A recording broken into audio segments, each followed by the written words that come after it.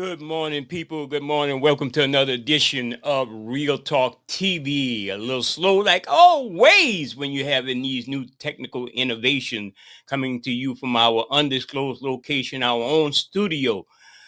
We have a great show this morning.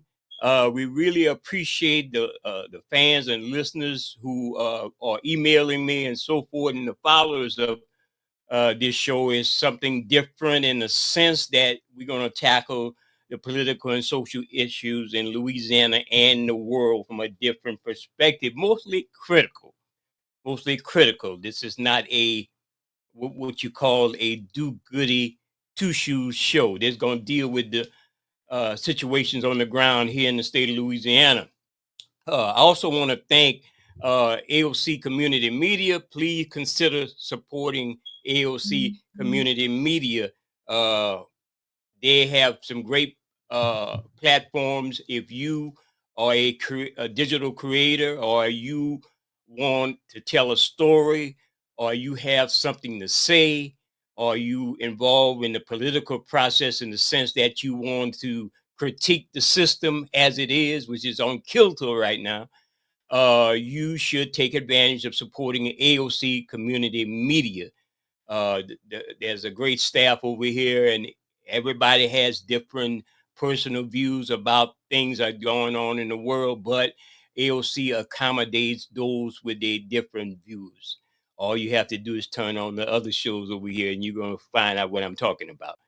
Now, today we want to get into several issues in the state of Louisiana dealing with DEI. There's an article in the Louisiana Illuminator. I'm gonna go to this graphics right here. I'm gonna throw it up on screen. Backlash against diversity, equity, and inclusion spreads to more states. Go check it out in the Louisiana Illuminator. I'm gonna try to read from some of the text of it. Shortly after taking office in 2023, Republican State Representative Katie Hall heard from constituents complaining about how their adult children were being required to write diversity, equity, and inclusion statements while applying for medical and dental schools and other graduate programs in Utah. It doesn't seem right, Hall said. It doesn't seem like it belongs in an application.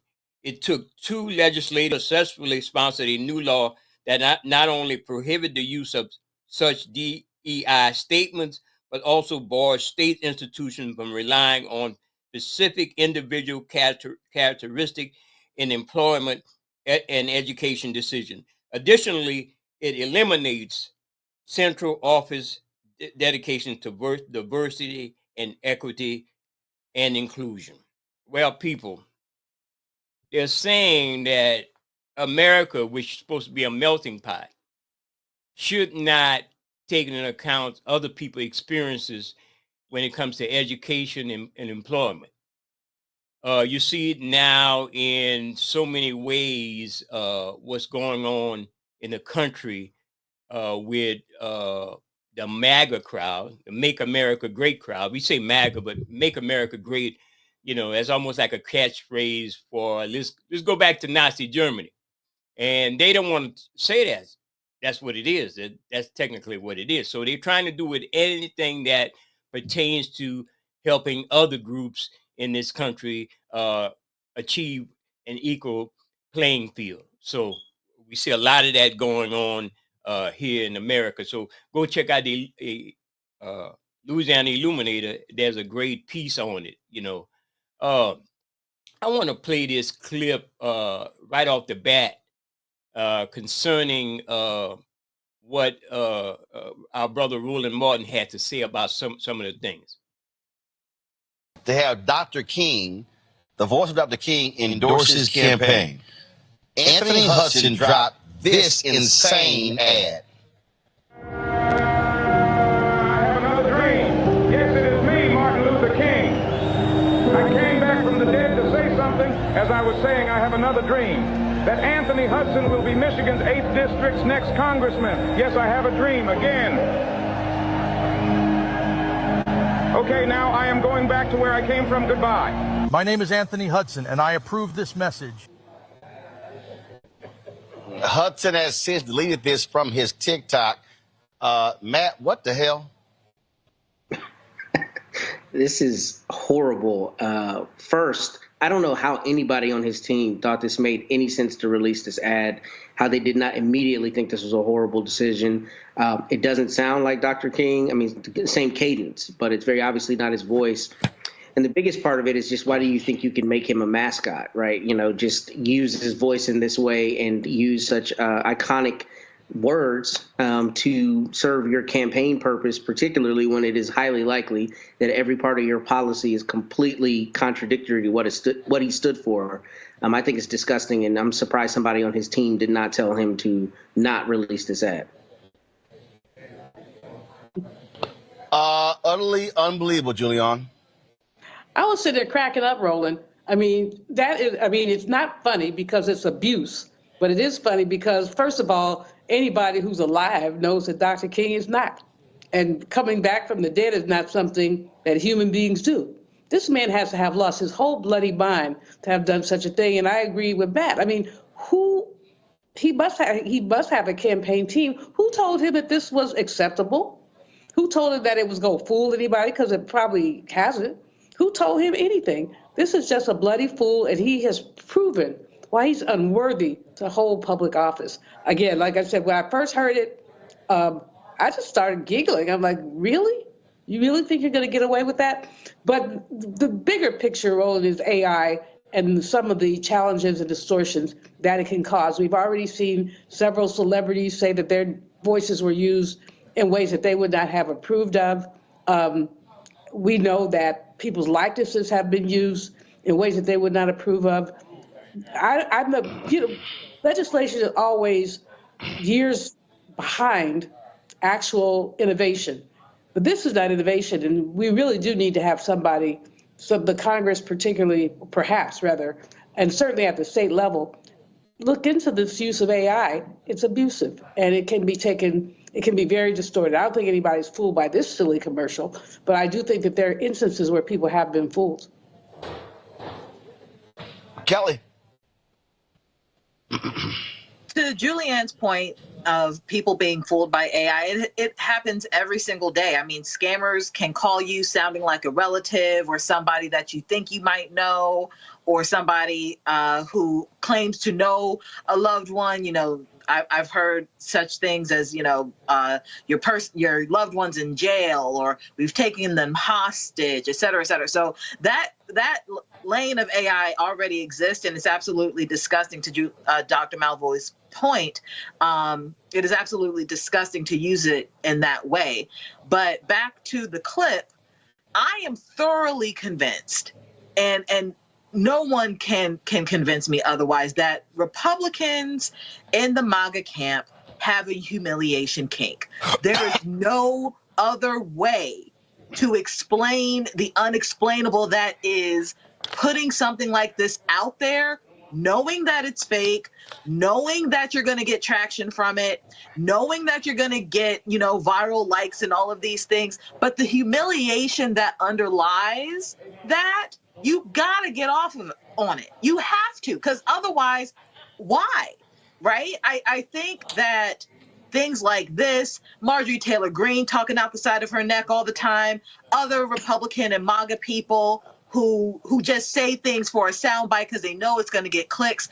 I think it's a humiliation click, humiliation kink. You cannot convince me otherwise. Time to get paid, blow up like Fanbase exclusive audio rooms are here. Now tap, talk, and get paid. Monetize your live podcast. Yeah, we're back here. You heard that. I mean, they stooping to everything in the book that does not make a damn sense of anything. They are trying everything to give Donald Trump an advantage. Now, we got to be real with this thing. We have a lot of our own people who are actually advocating knowingly and unknowingly for the MAGA crowd, the Project 25 crowd. And on the upcoming shows, we could discuss that in length. What is Project 25? Go and educate yourself. This is some devastating stuff that they want to enact in the near future. All I could say, the propaganda out there is very extreme. Now, I'm going to say this. I'm not necessarily too fond of the present administration for what it's supposed to have been doing for the people that carried them over the finish line. But you still got to look locally for the people you carried over the finish line. We know in Lafayette, Mayor President Blanco hasn't denounced the greater Republican Party and a rhetoric which is dangerous, very dangerous. But we hear some black folks say, oh, well, we could live with that, man. We done had tough times back. Now, the problem is this. You have to go start all over again. Are you ready to start all over again? Are you ready to lose your position as a generation in the way black folks are being treated in South Louisiana because you're saying, I don't like this present administration, so I'm not partake of any voting situation? I'm saying this, vote your interests. If your interest is Donald Trump in the MAGA crowd, vote that. But you're no damn friend of mine. But if you want to just look at why not all of us are prospering, and if you don't, everybody don't prosper, it's certainly the situation going to bring everybody down in the long run. Jeff Landry enacting all these gun laws and Blake Miguez, that is a ploy. The ploy is to put you in a situation where it's dangerous, where you could either kill or be killed. This whole nonsense of everybody's carrying a gun gonna make everybody safe, it never applied down through what they call, and Europeans like to use the word civilization. And it certainly European civilization has some what you call great mankind improvements they discovered, but certainly the gun hasn't been one. Weapons of mass destruction hasn't been one. It always leads to civilization being destroyed. So if you say, well, everybody should carry a gun, that could make everybody safe. Louisiana already was leading the nation in the number of gun violent deaths. I tell you, you really off your goddamn rocker, you know, if you think that. Now, your governor, Jeffrey Landry, who's prides himself on being like the great orange one, MAGA Trump, he just voted or he just enacted and he got his people together, his posse together to sign into law, giving himself more control over the ethics board. Now, the watcher's watching the watcher. So he could control the people who are going to say everything is all right. Jeff Landry is a white supremacist. He is none other but a white supremacist. He has no love for black folks. He gave you the day off for Juneteenth. Wow. That means a whole lot, Jeffrey Landry. But you're still a white supremacist. And you know they're probably laughing. We say, we're going to give them something. We're going to give them the day off on Juneteenth, federal holiday. So pay attention to this issue with Jeff Landry being at almost like a dictatorship here in the state of Louisiana. I got another clip I want to run. And here we go. And again, so according to the latest, Florida deputies, they decided to bring a woman out of her home, black woman, nude, kick down a door for nothing. Put up the picture of the guy in charge. This is Eric Eden. Eric Eden is the county sheriff for Okaloosa. Now I'm going to show you the connection. The same Florida Sheriff's Department that has come under fire for shooting and killing a senior airman with the U.S. Air Force last month. We talked about that extensively and even interviewed a former Baltimore cop. For killing this airman with the U.S. Air Force last month, that same department has now been sued for twice breaking into one home of the same Black woman, forcing this woman outside with no clothes on. Well, then they handcuffed her, leaving her standing in front of her home in full view of her two children and everyone else. LaTonya Griffin was not even listed on the warrant served by Okaloosa County Sheriff's deputies when they used a battering ram to break into her home before dawn on two occasions. First occasion was in 2019, the second in 2020. Rousing her out of her sleep, ordering her at gunpoint to walk out of her home in the nude, by the way. That's according to the federal lawsuit. The Okaloosa County Sheriff's Office is also the same law enforcement agencies whose deputy fired multiple times at a patrol car containing an unarmed, handcuffed Black male. This was November 2023. We covered that as well. Why did he shoot at an unarmed Black man handcuffed in his car? Because he got spooked because an acorn fell on the vehicle. And when the acorn fell, he said it was gunfire. He was allowed to resign. When he started shooting at the individual handcuffed in the backseat of his cruiser, his supervisor, a female, was on the scene. She started shooting too. Ironically, the man did not get hit by a single bullet inside of that vehicle. He was not killed. He was not taken to an ER to be resuscitated or nothing. With millions watching and many people benefiting from this program called Indisputable, we just need 1% of the viewers to become a paid member so we can continue to bring this content to you. Now back to the show. So he said an acorn fell. He just patted the man down. The man had no weapons. That's why he was inside of the police cruiser. And how do you shoot when you're handcuffed? Anyway, Griffin's lawsuit is the latest black eye for law enforcement in this community.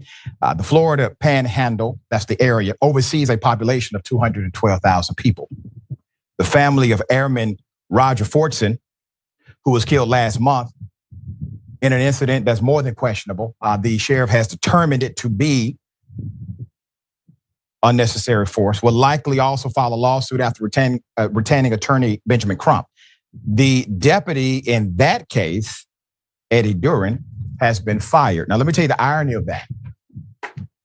So this deputy goes to a door, probably the wrong door, shoots and kills a military official.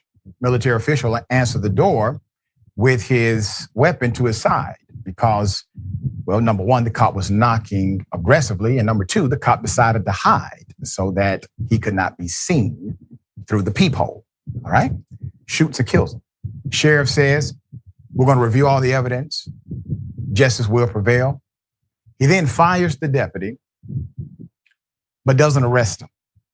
He fires the deputy for using unnecessary lethal force. A human being is dead that was in service to the nation in an elite military group, and that cop still does not get arrested. There's more. In Griffin's case, deputies were searching for a man named Tony Streeter, who was wanted on charges of drug trafficking, firearms offenses, and arson.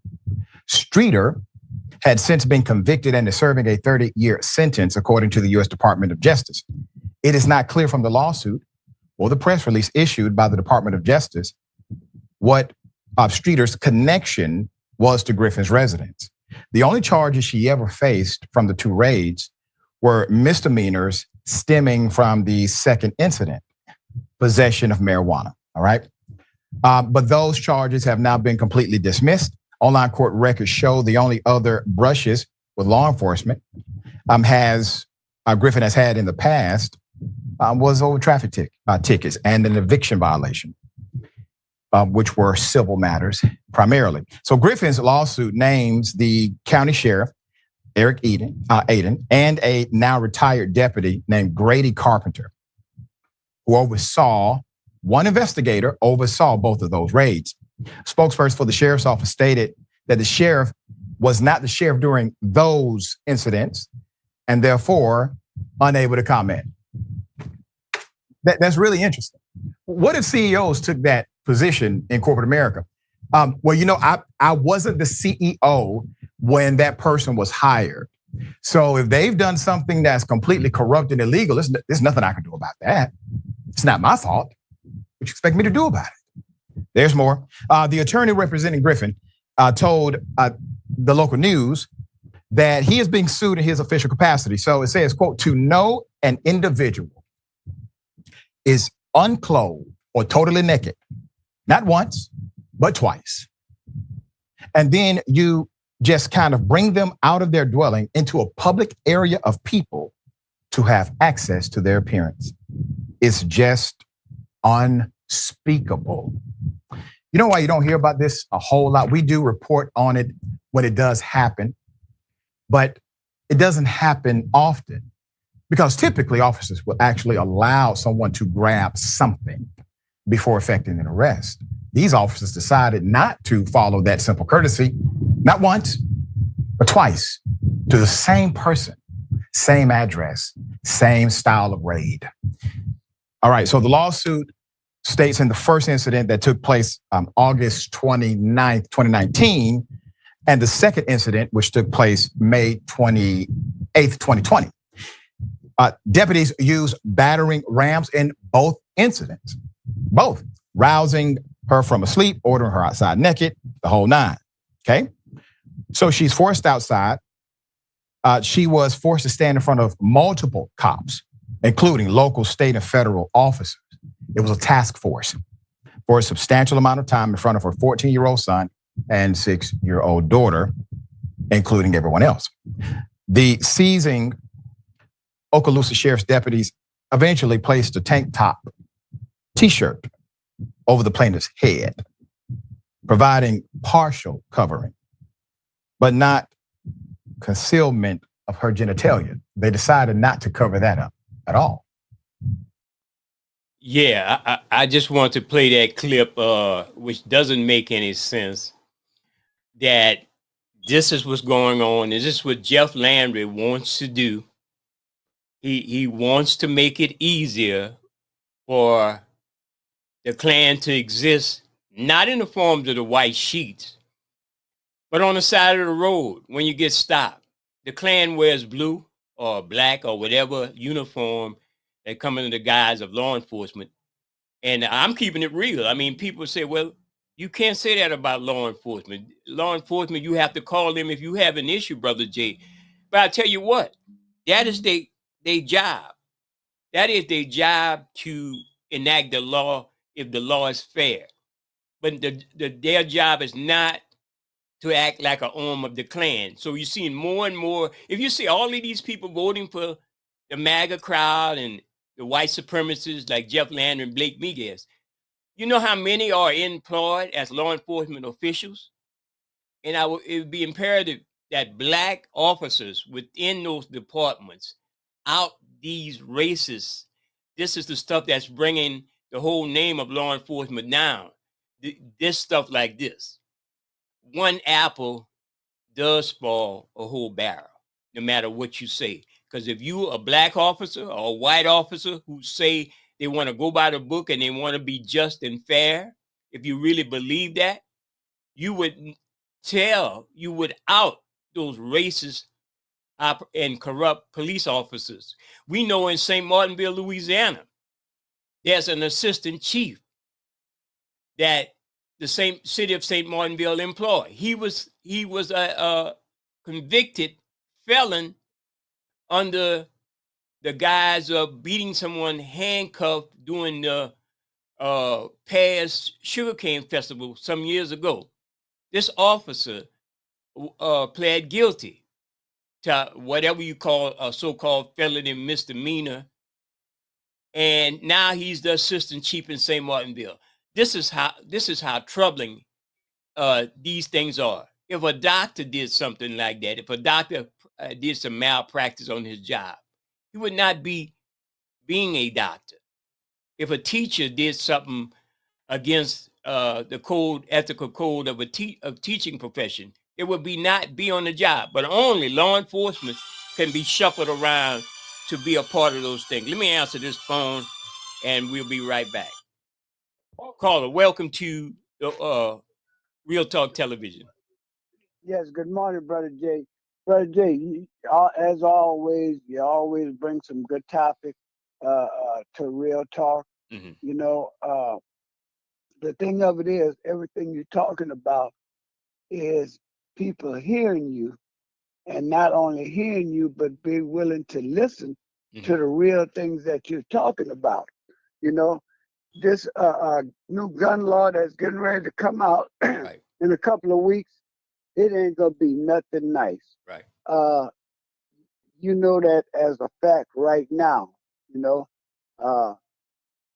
whenever the policemen stop people of color, if the first thing they ask them if they got any weapons. Mm-hmm. And if they say, yeah, he got a gun, and before you know, everybody's drawing down on it. Right. You know, look at the people getting shot now, mm-hmm. you know, for having a cell phone in their hand. Mm-hmm. Just think about what's going to happen when the gun law is going to be suppressed to the people of Louisiana. Well, Brother Wallace, there's an interesting article I just posted on my social media Facebook platform concerning even what we call civilians, vigilantes, people who want to take the law into their own hand because they believe that they carry a gun, they could be law enforcement officials. There was a case of a teenage boys who were going to a local sporting goods store to exchange a BB gun they were using to practice and play. You know, like a lot of them kids used to have BB guns. Well, this person took it upon himself to follow them and demand and say, yo, you guys going to rob that store. And these young people were on a bicycle. They pleaded with the man and say, no, we're not. We're going to exchange this BB gun we bought from this store. Well, you know, the kids got scared because he drew down on them with a high-powered weapon. And when one of them ran away, he shot him in the back. So there'll be many incidents such as Trayvon Martin. There could be many incidents such as the young airman that got killed by law enforcement because he had a gun when he answered his door. He didn't know who it was.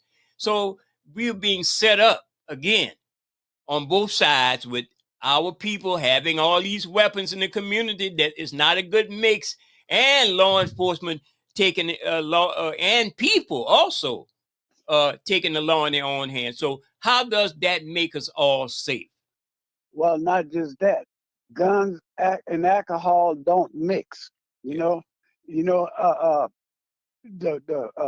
medication that people is taking. You know, mixing them with alcohol, and their brain go brain dead. As far as I'm concerned, you can't reason with them.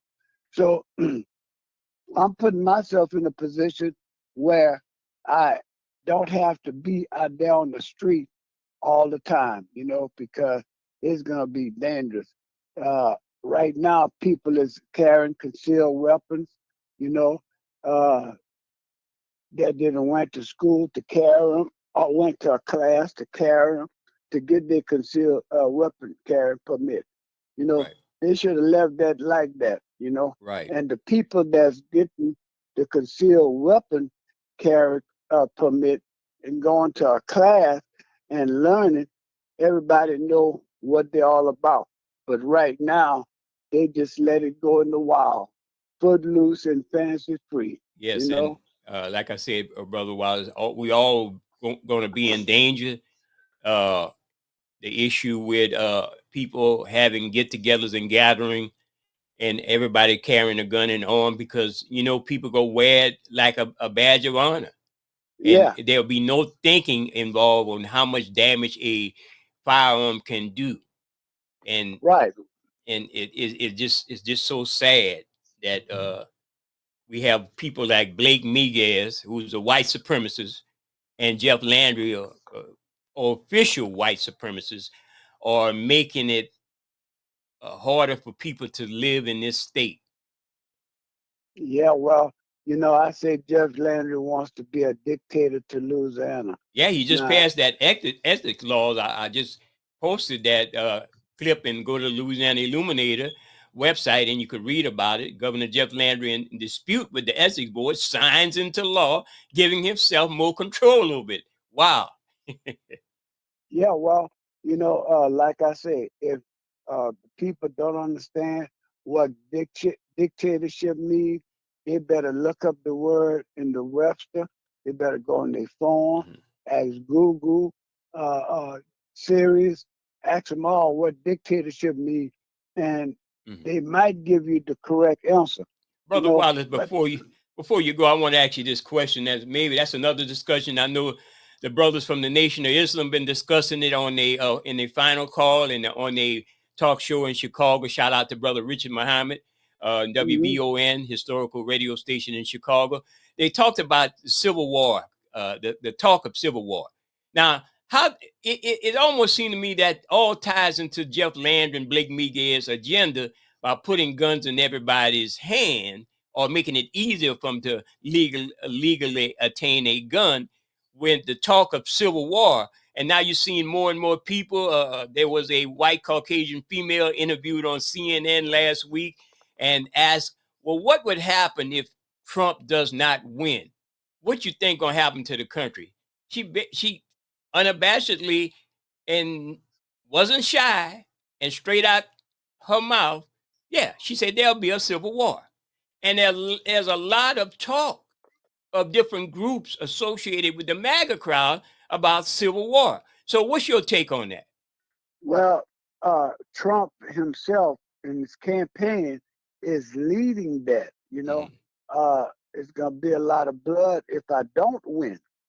But he's like threatening the people to make people vote for him, because he's putting the fear of God in their heart, Right. And the thing of it is, man, ever since we elected, he was elected, into presidency, look like the country is going backwards. But you hear people talk about, Jesus Christ and came back and all this other old stuff, and I don't believe in him. I feel that he's the Antichrist, and why people got to believe in the Antichrist, but they run to church on Sunday morning, supposed to be praying to God, praying to Jesus, and they're not doing that. So like I heard another talk show host say it on another radio program, why are the Catholic bishops silent on Jeff Landry and his move to violence and being part of that MAGA crowd? But he's probably the first in the church over there in St. Martinville, and it's so hypocritical of people who call themselves Catholics and Christians and so forth to be all for carrying up guns and stuff like that. So we know what we have to deal with, Brother Wallace. Well, the old saying go, when Sonny put the bullshit in the bucket, he was stirring it up, and the mailman came by and said, Sonny, why are you stirring up bullshit?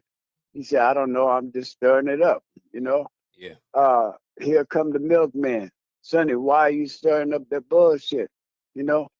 And he said, I don't know, I'm just stirring it up.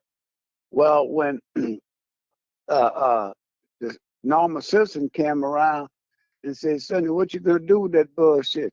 He said, I might stir up you in it too. Well, and that's all Jeff Landry is doing, bro. Yeah, and these people are afraid of the black and the browning of America, the cultural shift, and they keep blaming that's causing all that high crime. But they were committing crime way back in the day. What you call slavery. Slavery was a crime that nobody never really got prosecuted for in his ancestors.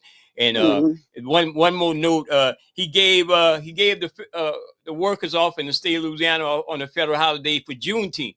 I guess he had a good laugh and said, "We're gonna give them Negroes something." They talking about.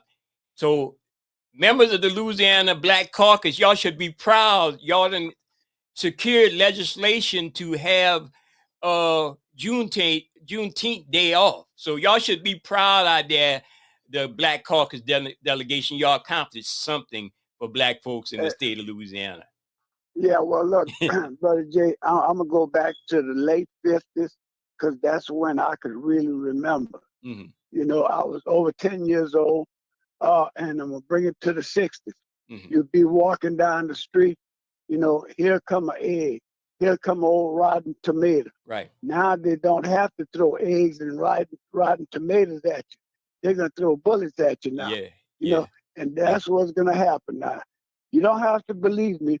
Sound like which I haven't taken my all my vitamin yet. I don't take medication. I haven't taken all my vitamin yet. So you can sound like I could sound like a drunk man. Right. You know what I mean? I could sound like I'm going too far back in history. But watch what's getting ready to happen. You're gonna find a whole lot of people shot on the street, and nobody gonna know what happened, you know, but this was gonna be going on. Well, they gonna blame it on Juneteenth. Too much celebration. yeah. You know, and I say Juneteenth, just like they shoot fireworks off for the 4th of July, we should have enough fireworks to shoot off for Juneteenth too. You know, but we're not gonna push for that, you know, because have Black folk don't want the fireworks, and they just want to get that recognition, that plaque, or whatever they doing, you know, to make it happen. You can see I'm saving my fireworks for the 4th, the real holiday. That's how some things. That's how some people think.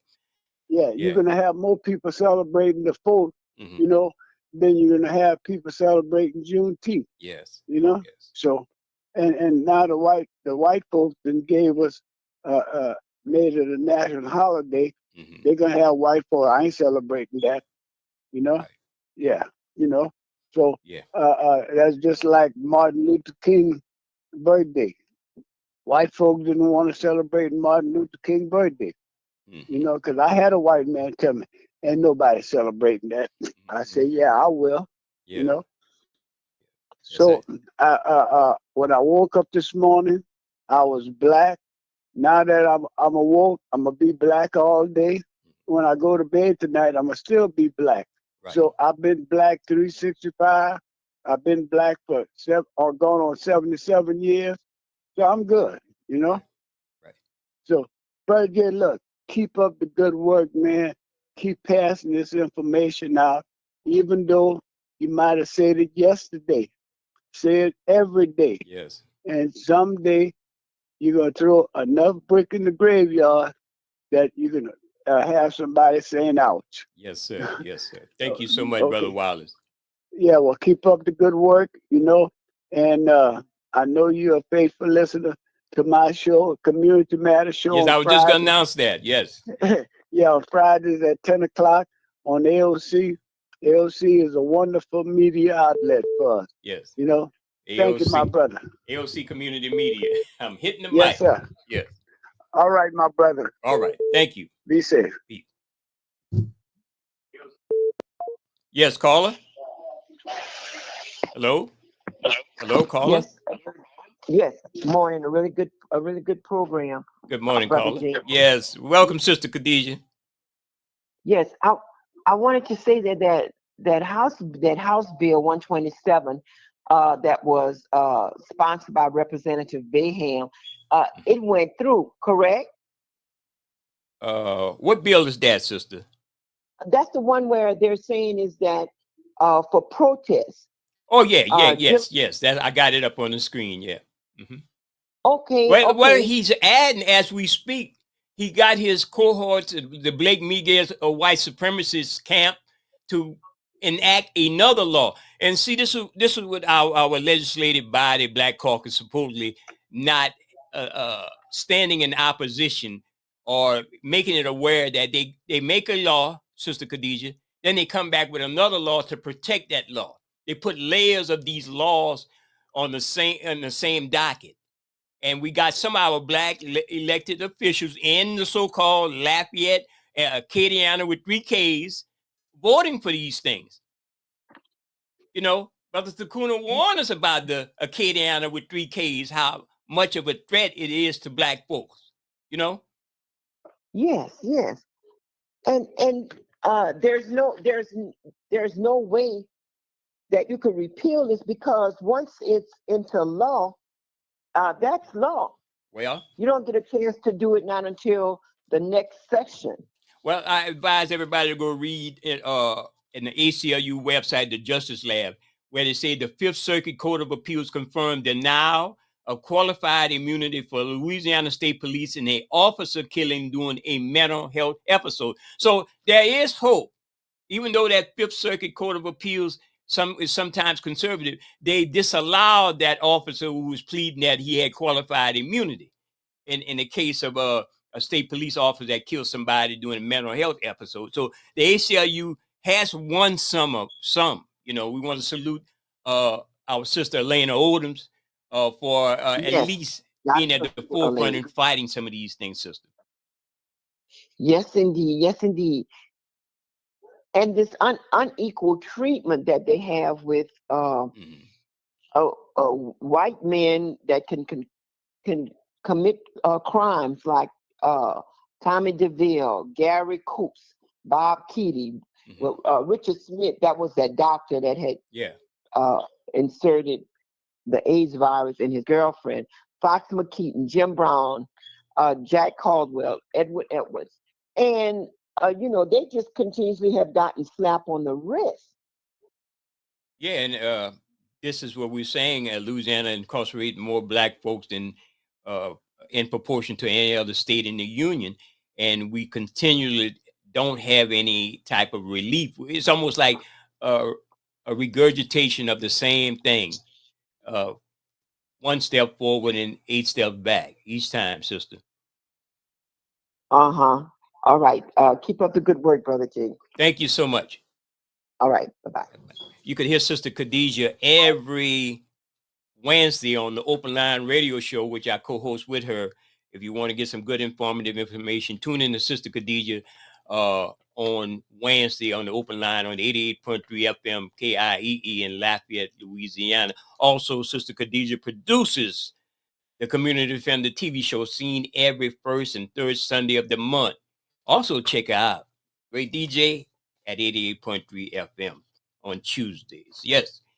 So the Justice Lab in this article, the Fifth Circuit Court of Appeals has affirmed the use of a single-shot analyst in police killing cases. The decision binds Louisiana, Mississippi, and Texas. Miss Michaela Asante Chirac brought a lawsuit on behalf of her father, Jabari Asante Chirac, a 52-year-old black man who was fatally shot by Louisiana State Police officers some 24 times while experiencing a mental health crisis in Jefferson Parish.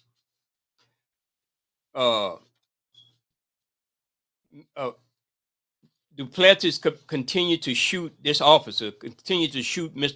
Asante Chokwe after he was clearly incapacitated, which violated Mr. Asante Chokwe's Fourth Amendment rights. The district court also found that at the pleading stage, Ms. Asante Chokwe allegation overcame Dow's qualified immunity defense.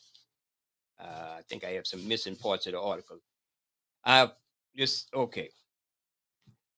the midst of the vacating the lower court qualified immunity discovery order, the Fifth Circuit Court of Appeals stated that Mrs. Asante Chokwe's complaint was well pled and that the district court was correct in recognizing that to have to continue shooting is a clear violation under his circuit precedent. This decision from the Fifth Circuit is extremely significant and consequential for those fighting qualified immunity and police misconduct, said Nora Ahmed, ACLU of Louisiana legal director. Officers perpetrating violence in their communities should be put on notice. Every single shot they take against community members can now be subjugated to scrutiny and in excessive force cases. The legal precedent should transform the way we argue police killings cases and pursue justice for victims of racist policing. Okay. So you could go to ACLU of Louisiana website and read about this important case. Sometimes it looks like you could set a precedent, but then again, sometimes we get some disappointment. I want to also read this from a court case in the ACLU, the Justice Lab, Lake Charles, Louisiana. A settlement has been reached between the ACLU of Louisiana, Mr. Taji Howard, a black teacher and defendant, the city of Jennings, Eduardo Mendoza, a patrolman of the Jennings Police Department, Christopher Bergera, a sergeant of the Jennings Police Department, and David Armin, an officer of the Welch Police Department. On April 8, 2021, Mr. Howard was driving through Jennings, Louisiana, when he was pulled over for allegedly improperly using the lane. Okay. Let's see. I'm gonna bring up. Sometimes you get missing people. I applaud Mr. Howard for refusing to accept the mistreatment. Our Justice Lab work is first of its kind for the ACLU affiliate, challenge racial discriminatory policing practices. It is because of brave clients like Mr. Howard who demanded respect they are owed that we are able to do this work. Howard versus the city of Jennings. Go read about it. You could pull up the pleadings. Mark the 13th settlement for the ACLU of Louisiana Justice Lab initiative, which seeks to challenge racially discriminatory policing policies and practices that combat police violence against people of color through intensive litigation. The Justice Lab has obtained numerous legal victories and secured over $500,000 in awards for victims of racist policing in Louisiana. Well, $500,000 sound like a lot, but that's not a lot. Let me go back to the caller. Caller, welcome back, caller. Yes, Brother G. I had also wanted to mention too about that Maryland governor, how he pardoned over 175,000 marijuana convictions. Right. I think that is so superb, and that is something that is needed here. Mm-hmm. And he was a black governor too. You would think when you become that level, you have to watch what you're doing. Right. And it's called weed forgiveness. Forgiveness. Yes. And I was trying to see what his name is, but I'm gonna pull it up in a second, sister. Okay. All right. Thank you. All right. Thank you. All right. Bye-bye. We want to go to this clip right here, right quick. Introducing the African Diaspora News Channel app, your gateway to stories that's overlooked by the corporate mainstream media. And we serve as the voice to the Choctaw Black community. Again, we got Dr. Candace Matthews. A lot of these documents, looking at. We are committed to informing and educating through the power of media. This country is supposed to be about the land of the free for all. It has not been free for Black people, and we are tired. With our platform, we're helping to end injustice by exposing it. Join us in standing for excellence in journalism and serving our community. Download the African Diaspora News app today. The state of Louisiana, via Governor Jeff Landry, just made it harder for bystanders to film police misconduct. Now, this is what it says. House Bill 173 makes it a crime to be within 25 feet of law enforcement officer if they have asked a person to stop approaching or to retreat. Those who break the law could face up to $500 in fines and up to 60 days in prison or both. So you heard it right. You cannot go within 25 feet of an officer who is doing misconduct, usually to a civilian, right? Now, of course, we have seen the infamous Rodney King video where it was filmed by a bystander. We've also seen that of George Floyd, where he was lynched, by that of Derek Chauvin, a police officer. I would include that as misconduct, right? And we also saw one of the other officers that was, trying to block and telling people to get back. Now, we have seen that a lot, where officers are trying to block the view of somebody who is trying to film their partner creating havoc, right? Wreaking havoc on a civilian. And so, of course, they want to create that law, because up until social media and cell phone cameras and all that, cops have been able to get away with doing any and everything they want to do to people, especially black people, right? And get away with it. Before, it was their word over whoever, witnessed it. Well, that's not the way it happened. Well, we're going to, let this one go because the officer said, right? It was always the officer said, and they went along with the officer. Well, it's hard to say, well, we're going to go with the officer when the video is saying, well, why? He's lying or she's lying. The total opposite happened, right? Because imagine if there was no video with that of what happened to George Floyd. Derek Chauvin probably would have got away with that. He would have said, oh, well, he was resisting, because that's what they say. They're resisting. And a lot of those times when we see those videos, they're not resisting. They're not even moving. But you'll hear the officer yelling, stop resisting, stop resisting. And it's like, we know that's a decoy, if you will, right? A diversion to make people think, even people who are recording, that, oh, that person is doing something to deserve what is happening to them. So yeah, Louisiana, we know, is a very racist state, and they don't mind if their officers harm people and even, take them out of here, because they want their police to be seen as the judge, jury, and executioner, I guess. So they're saying that's a win for the Republicans, because the Republicans, they wanted that. They feel like they need to protect the police because they're in danger. But it's like, never mind that the police is, they're endangering civilians by lynching them, So I guess they don't want evidence of that. So yeah, it'll be harder. But I would tell y'all out there who make it a habit of filming the police, they are trying to make that law in a lot of states. From what I understand, in Arizona, they tried to do it, but it failed. And somewhere else, I can't remember where exactly, but it passed, right? So you can't go within a certain amount of feet. Otherwise, they will fine you and arrest you because you're trying to hold them honest. Now, check this out before I leave. You're a taxpayer. You pay those police. Yes, people, you see, it's troubling out there. It's troubling, very troubling. And this is the things we have to fight. This is the thing we have to continue to push back on. We can't let them dictate to us what is going on. Well, I'm going to close it out. We're running out of time. We want to thank the staff and management of AOC Community Media. All our callers, Brother Wallace, Sister Khadijah, thank you so much, and see you next week on another edition of Real Talk TV.